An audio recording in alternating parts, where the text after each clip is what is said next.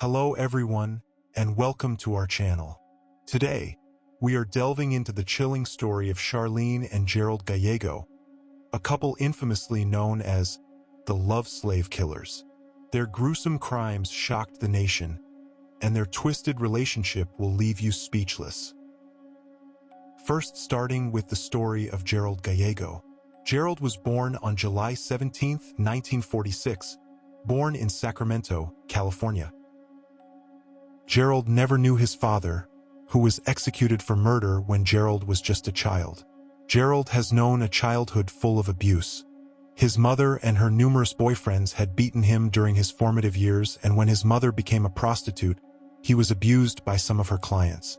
His mother's abusive behavior and his father's criminal background set the stage for Gerald's troubled life. At the age of 10, Gerald was arrested for robbing a neighbor's home. This was the start of his criminal career.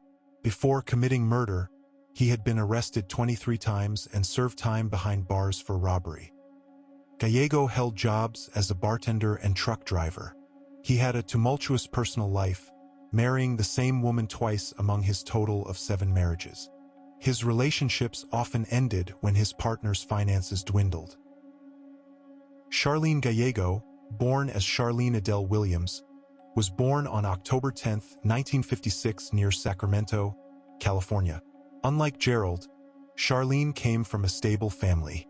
Charlene's father, Charles, was a successful businessman serving as vice president of a supermarket chain. He and his wife, Mercedes, frequently traveled for work. Charlene, a quiet and shy child with a good attendance record, was depicted as such in her early school reports. Charlene's life took a downward turn when she became involved with drugs and alcohol as a young adult. Her overtly flirtatious conduct with male colleagues led to ostracism at work. Despite this, she craved a dominant partner. Gerald, with his street-smart demeanor, seemed to fit the bill. On September 10, 1977, Charlene met Gerald at a poker club in Sacramento. Within a week of meeting, they were living together. Their relationship quickly evolved beyond romance, as Gerald's focus shifted to his own sexual gratification. Charlene, captivated by his masculine persona, became increasingly involved in his deviant desires. Soon after moving in together, the Gallegos embarked on a spree of abductions, sexual assaults, and murders that spanned over 2 years. Their victims were subjected to unspeakable acts of violence at the hands of this deadly duo. Their methods were brutal and methodical. They targeted teenagers and young women, often from shopping malls or parking lots. Once abducted, the victims were subjected to horrific abuse before being killed. The Gallegos' crimes left a trail of devastation and fear across several states. Between 1978 and 1980, Charlene and Gerald killed and tortured at least 10 people. Sandra K. Butler was last seen in Sparks, Neva on June 26, 1978. She was last seen making her way to the Greenbury Shopping Center. She has not been seen or heard from since. Authorities believe that Sandra was the Gallegos' first victim. Sandra had her mother's permission to bike to the rodeo at the Washoe County Fairgrounds on the day she vanished. The Gallegos were confirmed to be at the fair that day. Despite the disappearance, neither Gerald nor Charlene were ever questioned by the police investigating Butler's case. They neither confessed nor were convicted of her alleged murder. Sandra's body has never been found, fueling suspicions of foul play. Kippy Vaught and Rhonda Scheffler were kidnapped on September 11, 1978 from a shopping mall.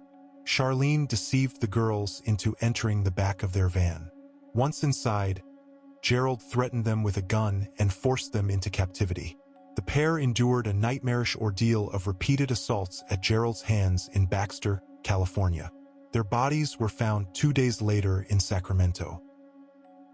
Brenda Lynn Judd and Sandra Colley were kidnapped in Reno in June 24, 1979. The girls were tricked into the Gallegos' van under the promise of employment. As Charlene drove on Interstate 80, Gerald subjected them to unspeakable acts of violence in the back of the vehicle. They were eventually abandoned in the desolate Humboldt Sink. Their remains were not found and identified until 20 years later in November 1999 by a tractor operator. Stacy and Karen were kidnapped on April 24, 1980. On the pretext of smoking some marijuana, Charlene approached Stacy and Karen and invited them to travel with her in the van. Eventually, they were murdered by Gerald.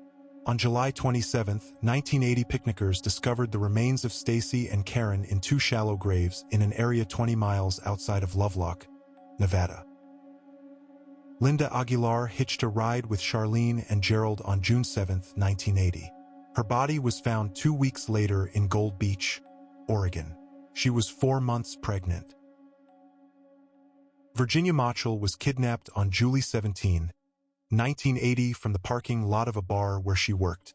Gerald and Charlene had frequently been served drinks by Virginia. Virginia was assaulted by Gerald. Her body was found in nearby Clarksburg. Craig Miller and Mary Beth Sowers were kidnapped after a Sacramento State fraternity dinner on the 2nd of November, 1980. Their bodies were later found in the foothills east of Sacramento. A friend of Miller and Sowers witnessed their abduction and reported the car's license plate number. Police used this information to track down and arrest the Gallegos. After a manhunt following their last known crime, the Gallegos were apprehended in Omaha, Nebraska. This marked the end of their reign of terror but left behind a trail of devastation. During their trial, the full extent of their heinous acts was revealed. Charlene made a crucial decision to testify against Gerald in exchange for her own life. She received a lighter sentence and was released from prison in 1997 after being in prison for 16 years and 8 months. In June 1983, Gerald was sentenced to death in California for the murders of Mary Beth Sowers and Craig Miller. In June 1984, he was convicted in Nevada for the murders of Karen Twiggs and Stacy Redican. On July 18, 2002, Gerald died of cancer in a Neva Prison Medical Center awaiting execution. The story of Charlene and Gerald Gallego serves as a chilling reminder of how love can be twisted into something dark and sinister. Their crimes shocked the nation and continue to haunt those who remember their heinous acts. Thank you for joining us today as we explored this harrowing tale. Don't forget to like and subscribe for more true crime content. Let us know which case you want to see next. Until next time, stay curious and stay safe.